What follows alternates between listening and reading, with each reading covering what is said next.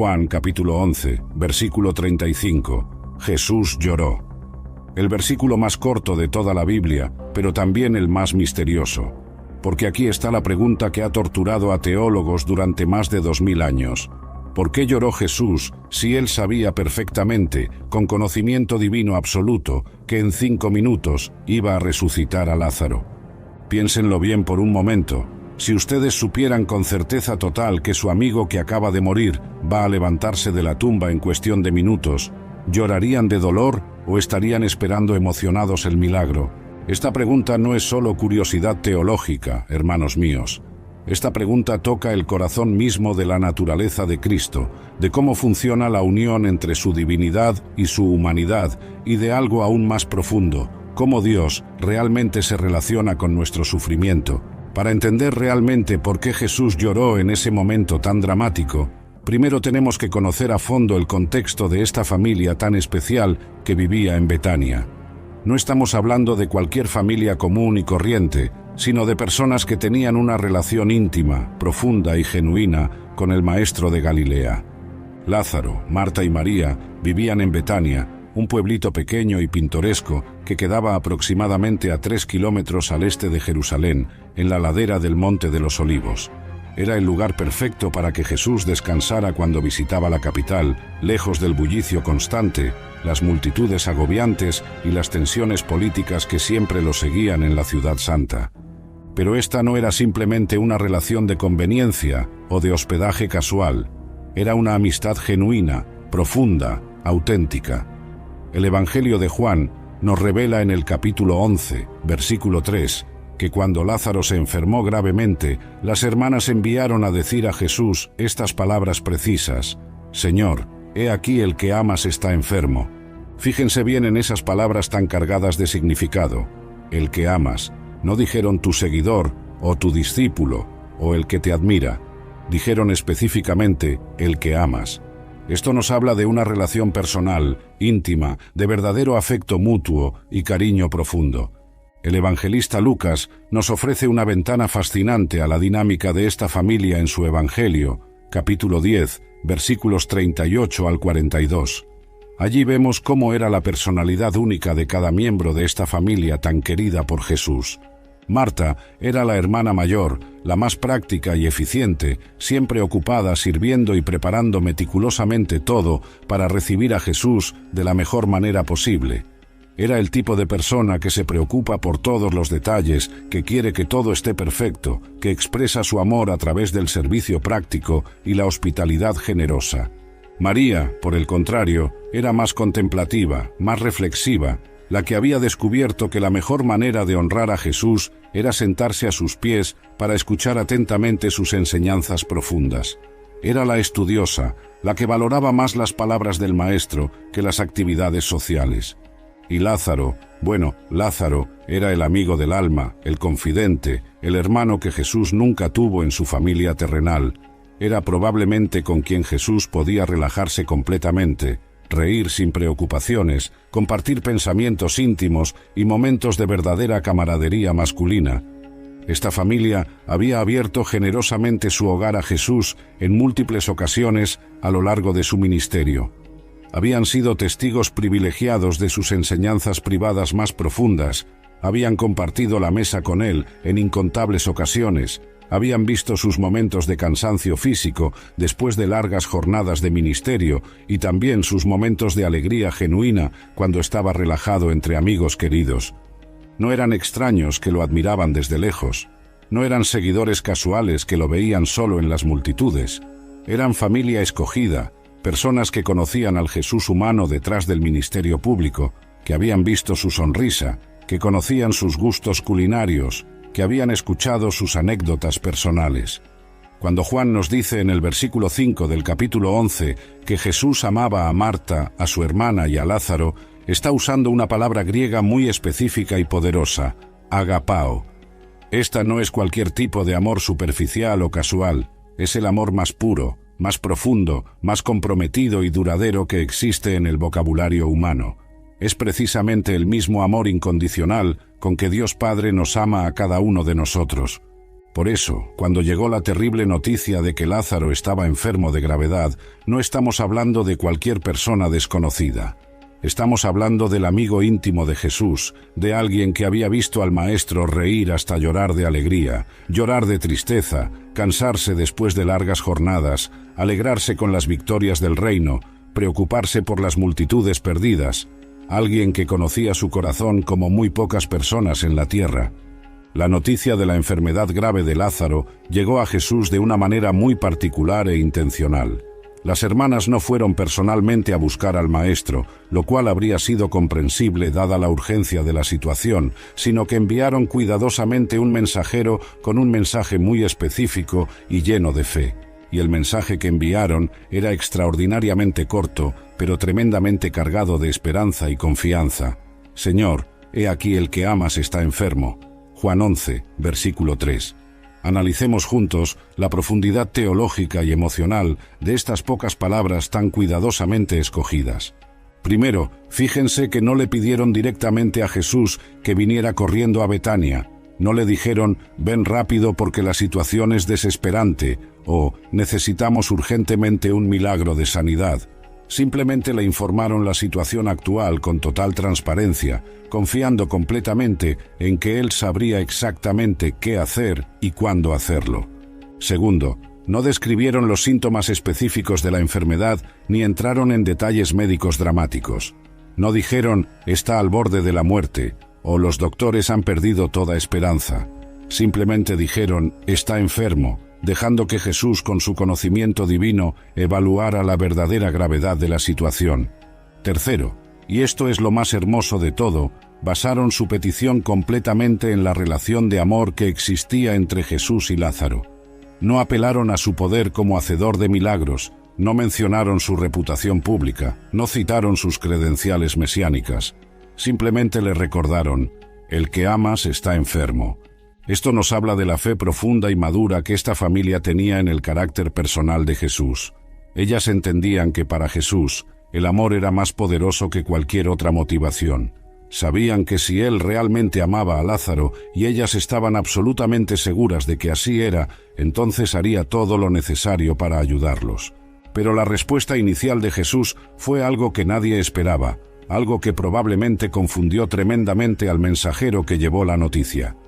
Juan 11, versículo 4, nos registra estas palabras precisas. Oyéndolo Jesús, dijo, esta enfermedad no es para muerte, sino para la gloria de Dios, para que el Hijo de Dios sea glorificado por ella. ¿Se dan cuenta de la perspectiva completamente diferente que Jesús tenía de toda la situación? Mientras las hermanas estaban viendo una... Every act of change begins with a neighbor, with someone saying, we take care of each other here. In food banks and food pantries, neighbors pack fresh food and dignity into every box, moving food from farms to families through Feeding America's nationwide network. So when that box reaches a home, it carries more than food. It carries a promise that together we can end hunger. Feeding America, led by neighbors. Give now to end hunger at feedingamerica.org. Una tragedia que se desarrollaba mientras probablemente estaban llorando y desesperándose por la condición de su hermano querido, Jesús inmediatamente vio el propósito divino eterno detrás de las circunstancias temporales. Él acababa de recibir la noticia de que su amigo íntimo estaba enfermo, posiblemente al borde de la muerte, y su primera reacción no fue de pánico, desesperación o preocupación humana natural. Fue de una perspectiva completamente sobrenatural y profética. Jesús vio inmediatamente que esta enfermedad, aunque dolorosa y angustiante para la familia en el presente, iba a servir para algo infinitamente mayor y más glorioso. Iba a ser una oportunidad única e irrepetible para que la gloria de Dios se manifestara de una manera tan poderosa que cambiaría para siempre la comprensión que la gente tenía sobre quién Él realmente era. Pero aquí viene algo que muchas veces pasamos por alto cuando leemos rápidamente este pasaje. Inmediatamente después de registrar las palabras proféticas de Jesús, Juan siente la necesidad de recordarnos algo fundamental en el versículo 5, y amaba Jesús a Marta, a su hermana y a Lázaro. ¿Por qué Juan consideró necesario repetir esta información sobre el amor de Jesús justo en este momento específico? ¿Por qué nos recuerda que Jesús los amaba inmediatamente después de decirnos que Él vio el propósito divino en el sufrimiento de ellos? Porque Juan, inspirado por el Espíritu Santo, quiere que entendamos algo absolutamente fundamental sobre el carácter de Dios. El hecho de que Jesús conociera perfectamente el plan divino y el resultado final glorioso no disminuía ni un poquito su amor profundo y genuino por esta familia. El hecho de que él supiera que todo iba a terminar maravillosamente bien no significa que fuera indiferente al dolor presente que ellos estaban experimentando. Esta es una verdad que nosotros necesitamos entender profundamente también en nuestras propias vidas. Muchas veces pensamos erróneamente que si Dios realmente nos ama, no permitiría que pasáramos por momentos difíciles, pruebas dolorosas o pérdidas devastadoras. Pero la experiencia de esta familia querida nos enseña claramente que el amor de Dios no nos exime del sufrimiento temporal, sino que nos asegura que ese sufrimiento tiene un propósito eterno y glorioso. Ahora llegamos a una de las partes más difíciles de entender y potencialmente más perturbadoras de toda esta historia extraordinaria. Juan 11, versículo 6, nos dice algo que a primera vista parece contradictorio y hasta cruel. Cuando oyó pues que estaba enfermo, se quedó 2 días más en el lugar donde estaba. 2 días completos más. Imagínense por un momento la situación desde la perspectiva humana de las hermanas desesperadas. Ellas habían enviado al mensajero con la esperanza natural y lógica de que Jesús, al recibir la noticia urgente, vendría inmediatamente corriendo a Betania para sanar a su amigo querido. Después de todo, ellas habían sido testigos oculares de los milagros extraordinarios que Jesús había realizado. Habían visto cómo sanaba a desconocidos con una palabra, cómo restauraba la vista a ciegos que nunca habían conocido personalmente, cómo devolvía la salud a leprosos que acababa de encontrar por primera vez. Seguramente pensaron, si Jesús hace todo eso por extraños, ¿qué no hará por Lázaro, que es su amigo íntimo? Pero Jesús no vino corriendo como ellas esperaban, no canceló sus compromisos ministeriales, no interrumpió sus enseñanzas para las multitudes, se quedó exactamente donde estaba, haciendo exactamente lo que había estado haciendo por 2 días completos adicionales, y durante esos 2 días agonizantes, mientras Jesús continuaba su ministerio en otro lugar, Lázaro murió en Betania. La esperanza de las hermanas se desvaneció lentamente. Sus oraciones aparentemente no fueron contestadas. Su fe fue puesta a prueba de una manera que nunca habían experimentado antes. ¿Pueden imaginar las preguntas torturantes que se hicieron durante esas horas interminables? ¿Por qué no ha venido todavía? ¿No recibió nuestro mensaje? ¿El mensajero se habrá perdido en el camino? ¿Jesús estará demasiado ocupado con casos más importantes? ¿Ya no nos ama como antes? ¿Habremos hecho algo que lo ofendió? Estas son exactamente las mismas preguntas que nosotros nos hacemos cuando oramos fervientemente por algo urgente y Dios parece estar en silencio. Cuando pedimos sanidad para un ser querido y la enfermedad progresa. Cuando clamamos por liberación de una situación difícil y las circunstancias empeoran. Cuando esperamos una respuesta rápida y lo que recibimos es silencio prolongado. Pero aquí hay algo crucial que necesitamos entender.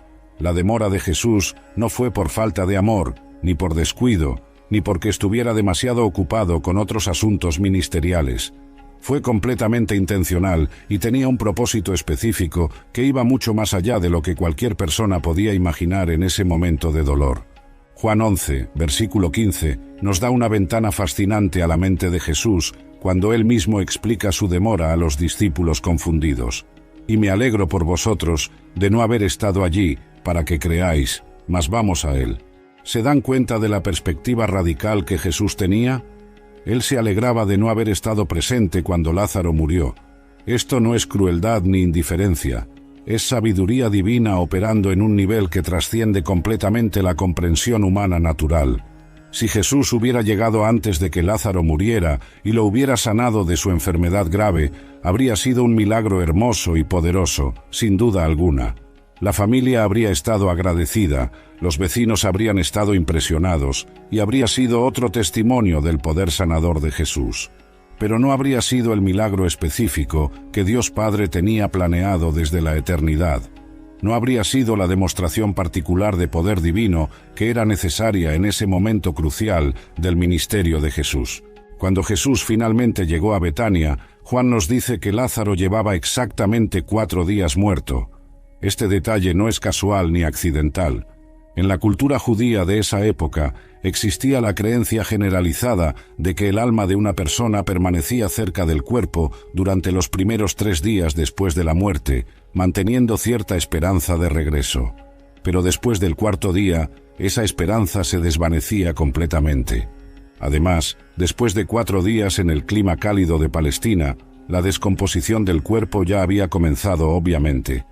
Cuando Marta le advierte a Jesús, «Señor, hiede ya, porque es de 4 días», está expresando la realidad física inevitable de la muerte prolongada, y eso era exactamente lo que Dios quería para este milagro específico. Quería que fuera absolutamente imposible desde cualquier perspectiva humana o natural.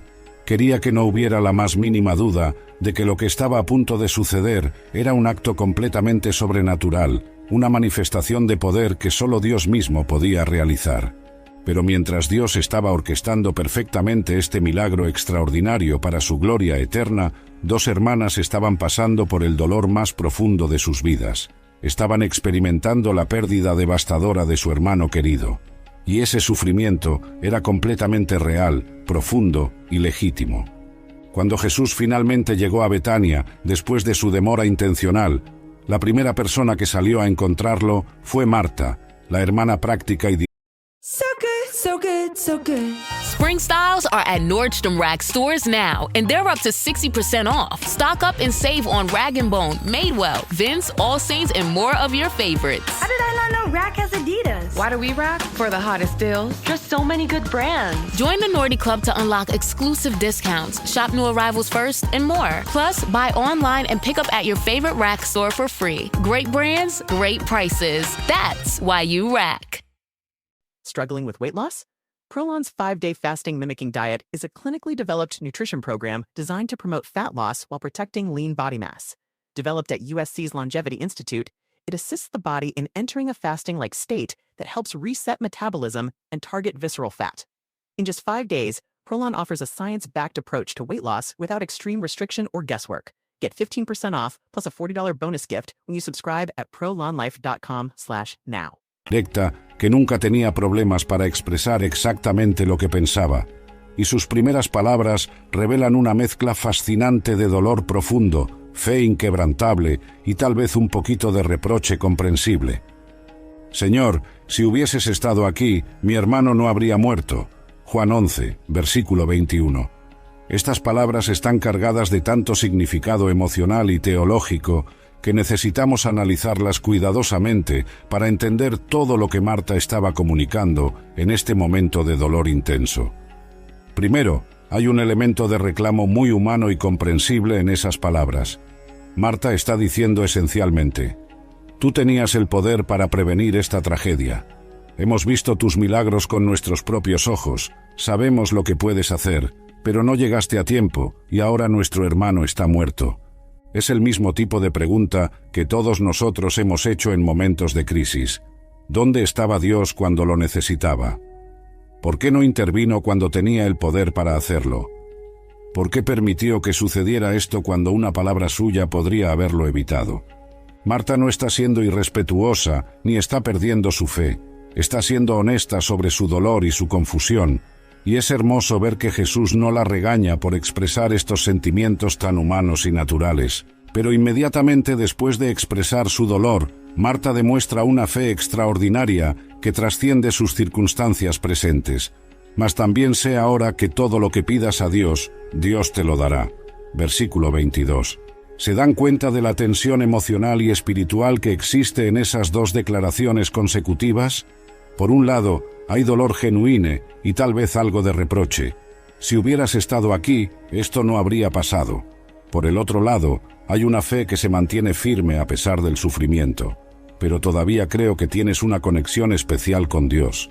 Marta está diciendo esencialmente: no entiendo por qué no viniste cuando te necesitábamos más, pero todavía creo que eres quien dices ser. No comprendo tus métodos, pero todavía confío en tu poder. La respuesta de Jesús es inmediata, directa y llena de esperanza. Tu hermano resucitará. Versículo 23. Pero Marta, como muchos de nosotros cuando estamos en medio del dolor, interpreta estas palabras en términos de la esperanza general que todos los judíos piadosos tenían sobre el futuro. Yo sé que resucitará en la resurrección, en el día postrero. Versículo 24. Marta está pensando en la resurrección general al final de los tiempos, la esperanza escatológica que sostenía a los creyentes del Antiguo Testamento. Está diciendo, sí, sé que lo veré de nuevo en el cielo, pero eso no alivia mi dolor presente. Y aquí es donde Jesús hace una de las declaraciones más poderosas y revolucionarias de todo su ministerio terrenal. Yo soy la resurrección y la vida. El que cree en mí, aunque esté muerto, vivirá. Y todo aquel que vive y cree en mí no morirá eternamente. Versículos 25 y 26. Jesús no está hablando meramente de un evento futuro distante. Está revelando su identidad más profunda como la fuente misma de la vida, como aquel que tiene autoridad absoluta sobre la muerte, como el que puede dar vida eterna aquí y ahora a todos los que creen en él. Esta declaración es absolutamente revolucionaria. Jesús no está diciendo, yo tengo poder sobre la muerte, o yo puedo resucitar a los muertos. Está diciendo, yo soy la resurrección y la vida. Él mismo es la fuente, el origen, la esencia misma de toda vida verdadera. La respuesta de Marta a esta revelación extraordinaria es una confesión de fe que rivaliza con la de Pedro en Cesarea de Filipo. Sí, Señor, yo he creído que tú eres el Cristo, el Hijo de Dios, que has venido al mundo. Versículo 27. A pesar de su dolor, a pesar de sus preguntas, a pesar de no entender por qué Jesús se había demorado, Marta mantiene su confesión fundamental de fe. Ella declara que Jesús es el Mesías prometido, el Hijo de Dios, el que había venido al mundo para cumplir todas las promesas de salvación. Este intercambio entre Jesús y Marta nos enseña algo hermoso y profundo sobre cómo Dios maneja nuestras crisis personales. Él no se ofende cuando le expresamos nuestras preguntas honestas. No se molesta cuando le comunicamos nuestro dolor o nuestra confusión. No nos rechaza cuando luchamos por entender sus métodos. Pero sí quiere que recordemos quién Él es, incluso cuando no entendemos completamente lo que está haciendo. Quiere que mantengamos nuestra confesión de fe, incluso cuando las circunstancias parecen contradecir sus promesas. Marta tenía todo el derecho de estar dolida. Tenía todo el derecho de preguntar por qué Jesús no había venido antes. Tenía todo el derecho de expresar su confusión sobre la aparente demora divina. Pero también tenía la responsabilidad espiritual de recordar quién era Jesús y confiar en su carácter, incluso cuando no podía entender completamente sus métodos. Después de su conversación profunda con Marta, Jesús pidió específicamente ver a María, la hermana contemplativa que siempre había mostrado una devoción especial hacia las enseñanzas del Maestro. Y cuando María llegó al lugar donde estaba Jesús, su reacción fue diferente pero igualmente conmovedora y reveladora. Juan 11, versículo 32 nos dice, María, cuando llegó a donde estaba Jesús, al verle, se postró a sus pies diciéndole, Señor, si hubieses estado aquí, no habría muerto mi hermano. Inmediatamente notamos que María usa exactamente las mismas palabras que había usado Marta momentos antes. Claramente, estas dos hermanas habían estado hablando entre ellas durante los días de la enfermedad y muerte de Lázaro. Habían llegado a la misma conclusión: si Jesús hubiera estado presente, su hermano no habría muerto. Pero aunque las palabras son idénticas, la actitud física de María es completamente diferente y muy característica de su personalidad. Mientras Marta había permanecido de pie hablando directamente con Jesús como una igual, María inmediatamente se postró a sus pies. Esta era su posición natural y preferida, la posición de la adoradora, de la estudiante, de la que siempre había estado dispuesta a escuchar y aprender humildemente. Incluso en medio de su dolor más profundo, incluso en su momento de mayor confusión y sufrimiento, María mantuvo esa actitud de humildad y reverencia que siempre la había caracterizado. Pero lo que sucedió después es lo que ha cautivado la atención de estudiosos de la Biblia, teólogos, pastores y creyentes comunes durante más de 2000 años. Juan 11, versículo 33, nos da una descripción que es al mismo tiempo simple y profundamente misteriosa. Jesús entonces, al verla llorando y a los judíos que la acompañaban, también llorando, se estremeció en espíritu y se conmovió. La palabra griega que se traduce como se estremeció es extraordinariamente fuerte y significa mucho más que simplemente sentirse triste. La palabra original, embrimaomai, sugiere una perturbación interna profunda, una agitación del espíritu, una indignación intensa, casi una ira santa que surge desde lo más profundo del ser. No era simplemente tristeza lo que Jesús estaba experimentando, era algo mucho más intenso, mucho más complejo, mucho más perturbador. Era como si algo dentro de él se hubiera revolucionado completamente al ver la escena de dolor que tenía delante. One crunchy bite of a Hershey's Cookies and Cream Bar, and I'm taken right back to college move-in day. I was a little overwhelmed by the newness of it all. Boxes were everywhere, I needed a break from unpacking. But just as I was able to take a breath and open my Hershey's Cookies and Cream Bar, my new roommate Rachel walked in. I offered her a piece, but she said no. Then after a beat, she said, "Actually, those are my favorite ones." We laughed. The ice was broken, and we've been friends ever since. Hershey's. It's your happy place. Y luego viene el versículo más corto de toda la Biblia, pero paradójicamente uno de los más poderosos y significativos. Jesús lloró. Versículo 35. Solo 2 palabras en español, pero palabras que han generado literalmente miles de páginas de comentarios teológicos, sermones, estudios académicos y reflexiones espirituales. ¿Por qué lloró Jesús en este momento específico? Aquí estaba Él, el Hijo unigénito de Dios, el Verbo eterno hecho carne, el que tenía poder absoluto sobre la vida y la muerte, el que sabía exactamente lo que iba a hacer en cuestión de minutos. Sabía que Lázaro iba a salir de esa tumba caminando. Sabía que las lágrimas presentes se iban a convertir en gritos de alegría. Sabía que este iba a ser uno de los milagros más espectaculares y convincentes de todo su ministerio terrenal, pero lloró. Y no fueron lágrimas fingidas, lágrimas de actuación teatral o lágrimas de cortesía social. Fueron lágrimas auténticas, profundas, genuinas, que brotaron espontáneamente de lo más íntimo de su ser. La gente que estaba presente inmediatamente reconoció la autenticidad de esas lágrimas.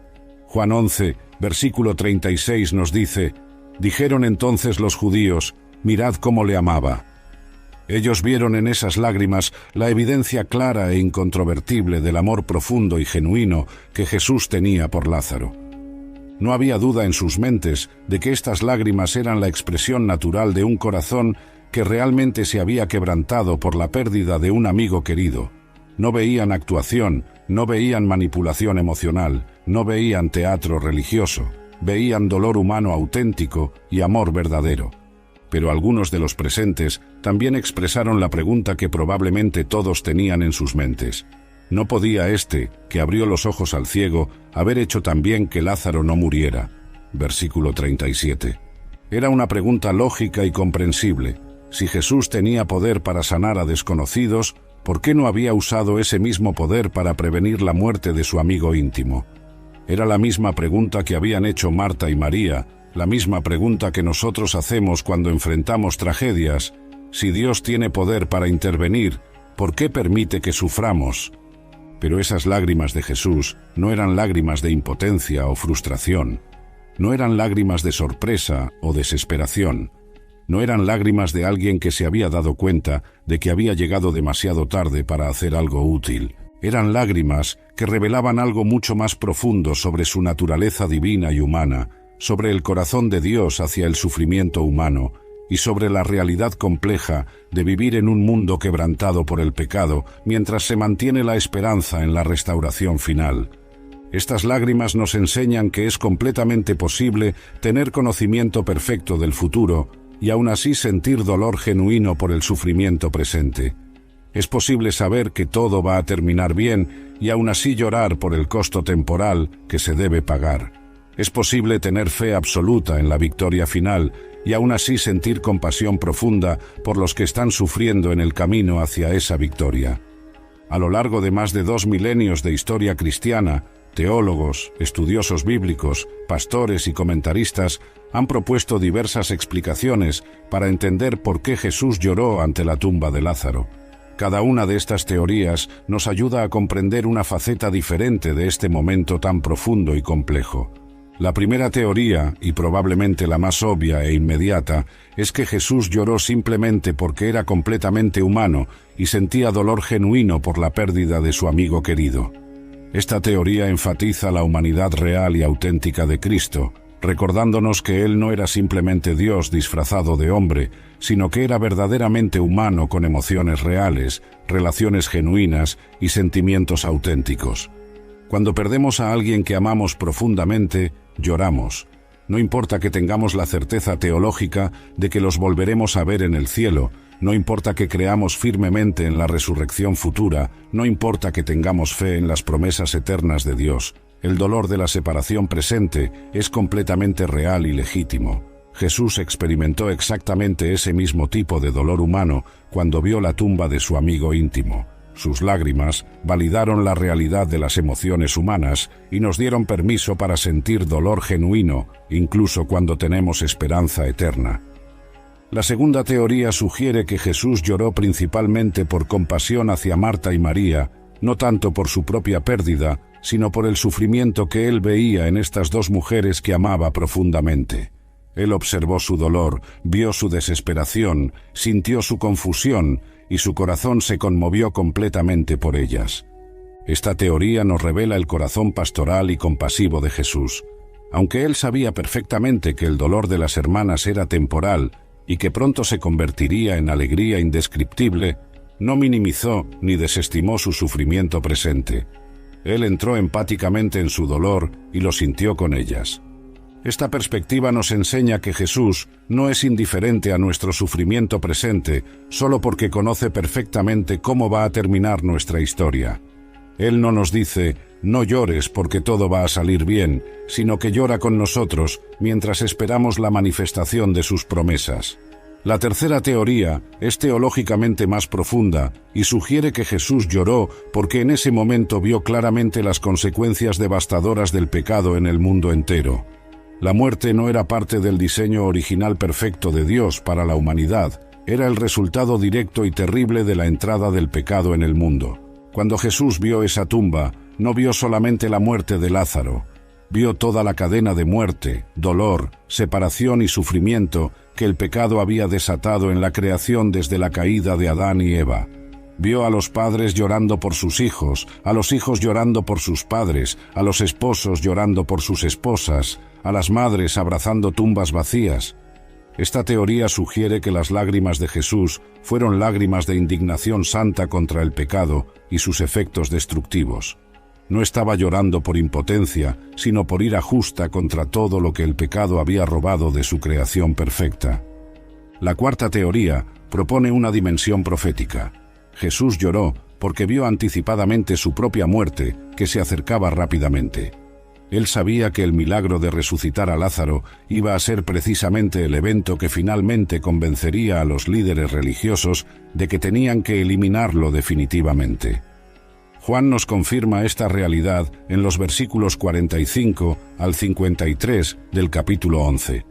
Después del milagro, los fariseos se reunieron urgentemente y dijeron, ¿qué haremos? Porque este hombre hace muchas señales. Si le dejamos así, todos creerán en él. Y desde aquel día exacto, acordaron matarlo. Tal vez Jesús lloró porque sabía que al resucitar a Lázaro, estaba esencialmente firmando su propia sentencia de muerte. Estaba acelerando los eventos que lo llevarían inexorablemente a la cruz del Calvario. La quinta teoría es quizás la más hermosa y cristológicamente rica. Jesús lloró porque en ese momento su corazón se identificó completamente y anticipadamente con toda la experiencia humana del dolor y el sufrimiento. Faraday presenta Ojos con Alergia y Picazón contra el jardinero. Y el ganador es Faraday Extra Fuerte. Para aliviar la picazón de los ojos por alergia, actúa más rápido y supera a Claritin y Flonase aún a las 24 horas. Faraday, adelante. Estaba a punto de cargar con todos nuestros dolores en la cruz, y en este momento estaba experimentando proféticamente ese peso abrumador. Isaías 53, versículo 4 profetizó, «Ciertamente llevó él nuestras enfermedades y sufrió nuestros dolores». Tal vez en esas lágrimas ante la tumba de Lázaro estamos viendo un anticipo poderoso de cómo Jesús iba a cargar con todo el sufrimiento humano de toda la historia. Lo más probable, y esto es lo más hermoso de todo, es que todas estas teorías contengan elementos importantes de verdad. Las lágrimas de Jesús fueron multifacéticas, complejas, profundas y ricas en significado. Fueron simultáneamente el resultado de su humanidad perfecta, su compasión infinita, su indignación santa contra el pecado, su conocimiento profético del futuro y su identificación total con la experiencia humana del sufrimiento. Esas lágrimas nos muestran que en Jesús tenemos a alguien que entiende completamente nuestro dolor desde múltiples perspectivas, alguien que puede consolarnos no solo con promesas futuras, sino con empatía presente, alguien que ha experimentado personalmente todo lo que nosotros experimentamos en nuestros momentos más difíciles. Una de las verdades más hermosas y teológicamente significativas que vemos revelada en las lágrimas de Jesús ante la tumba de Lázaro es la realidad absoluta de su humanidad perfecta. Durante siglos, la Iglesia cristiana ha luchado intelectual y doctrinalmente por entender y explicar correctamente el misterio profundo de la encarnación. Cómo Jesús podía ser simultáneamente 100% Dios y 100% hombre al mismo tiempo. Algunos grupos heréticos a lo largo de la historia han pensado erróneamente que si Jesús era realmente Dios en la forma más completa, entonces su humanidad tenía que ser solo una apariencia temporal, una especie de disfraz divino que se podía quitar cuando fuera conveniente. Esta herejía se conoce como docetismo. Otros grupos equivocados han pensado en la dirección opuesta, que si Jesús era realmente y genuinamente humano en todos los aspectos, entonces su divinidad tenía que ser solo adoptiva o funcional, algo que recibió en algún momento después de su nacimiento.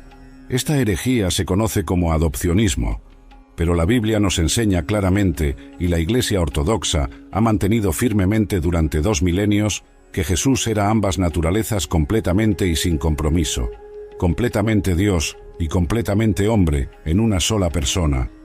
En esas lágrimas profundas y auténticas que derramó ante la tumba de su amigo, vemos una demostración clara e incontrovertible de la humanidad real de Jesús. Él no estaba actuando teatralmente o pretendiendo sentir dolor para identificarse con nosotros. Él realmente lo sentía.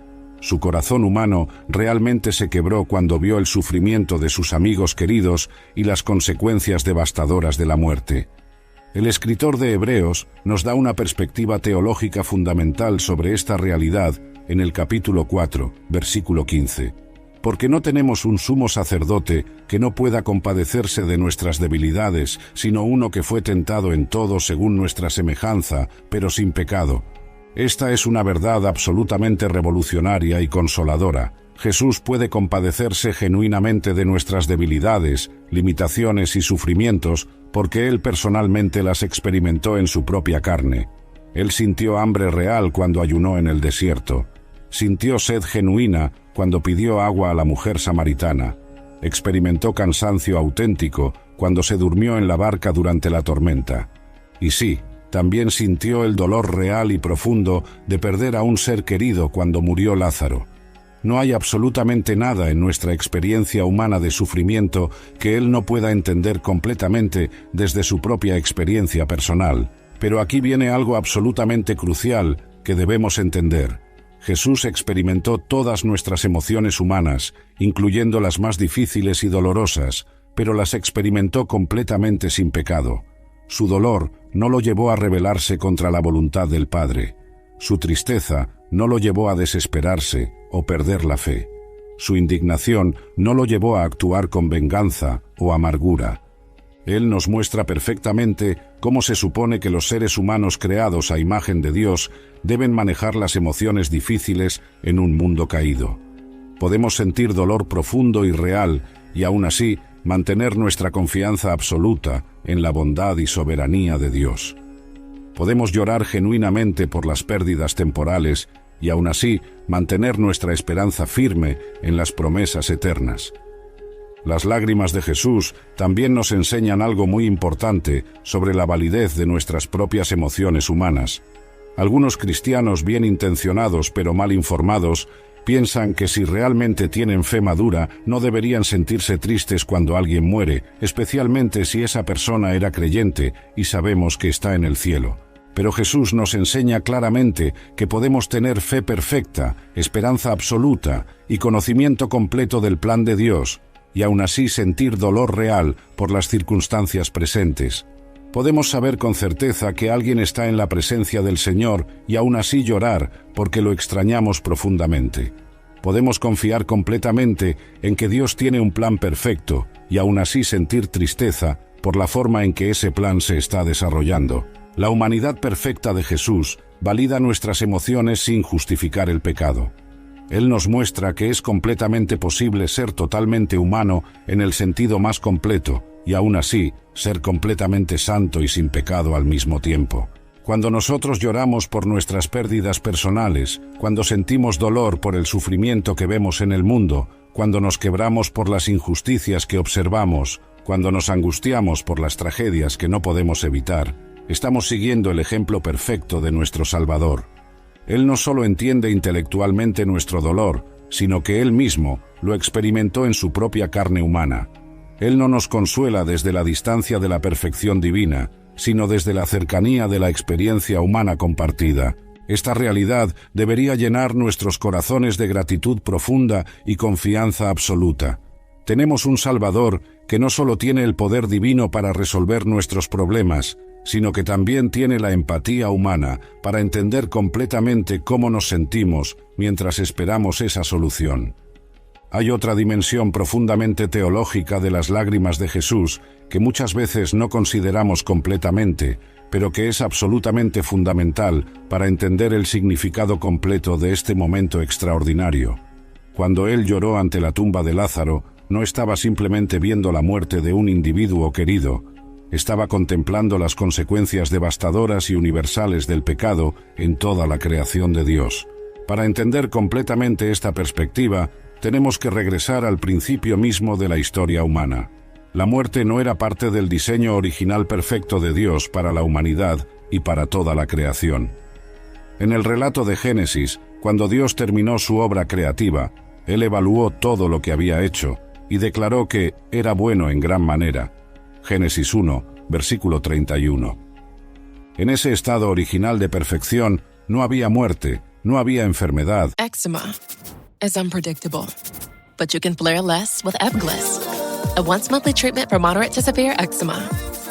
After an initial 4-month or longer dosing phase, about 4 in 10 people taking Ebglyss achieved itch relief and clear or almost clear skin at 16 weeks. And most of those people maintain skin that's still more clear at 1 year with monthly dosing. Ebglyss, lebrikizumab LBKZ, a 250 mg per 2 milliliter injection, is a prescription medicine used to treat adults and children 12 years of age and older who weigh at least 88 pounds or 40 kilograms with moderate to severe eczema, also called atopic dermatitis, that is not well controlled with prescription therapies used on the skin or topicals, or who cannot use topical therapies. Ebglyss can be used with or without topical corticosteroids. Don't use if you're allergic to Ebglyss. Allergic reactions can occur that can be severe. Eye problems can occur. Tell your doctor if you have new or worsening eye problems. You should not receive a live vaccine when treated with Ebglyss.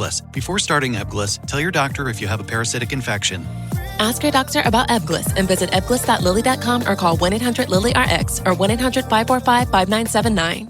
No había sufrimiento, no había separación, no había lágrimas de dolor.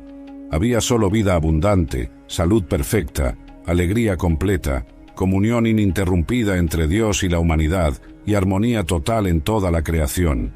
La muerte entró en el mundo como una consecuencia directa e inevitable del pecado humano. El apóstol Pablo lo explica claramente en Romanos 5, versículo 12. Por tanto, como el pecado entró en el mundo por un hombre, y por el pecado la muerte, así la muerte pasó a todos los hombres, por cuanto todos pecaron. Cuando Adán y Eva decidieron desobedecer el mandamiento claro de Dios en el jardín del Edén, no solo afectaron su propio destino personal, desataron una cadena de consecuencias que alteraría fundamentalmente toda la realidad de la existencia humana y cósmica. Entonces, cuando Jesús vio esa tumba donde yacía el cuerpo de su amigo querido, no vio solamente la muerte individual de Lázaro. Con su perspectiva divina y su conocimiento perfecto, vio toda la historia trágica de lo que el pecado había robado de su creación perfecta. Vio a Abel, el primer ser humano que murió violentamente a manos de su propio hermano. Vio el diluvio que destruyó a toda la humanidad, excepto 8 personas. Vio las plagas que devastaron Egipto. Vio las guerras que habían costado millones de vidas a lo largo de la historia. Vio a los padres llorando sobre los cuerpos de sus hijos que habían muerto en batallas, de enfermedades, en accidentes.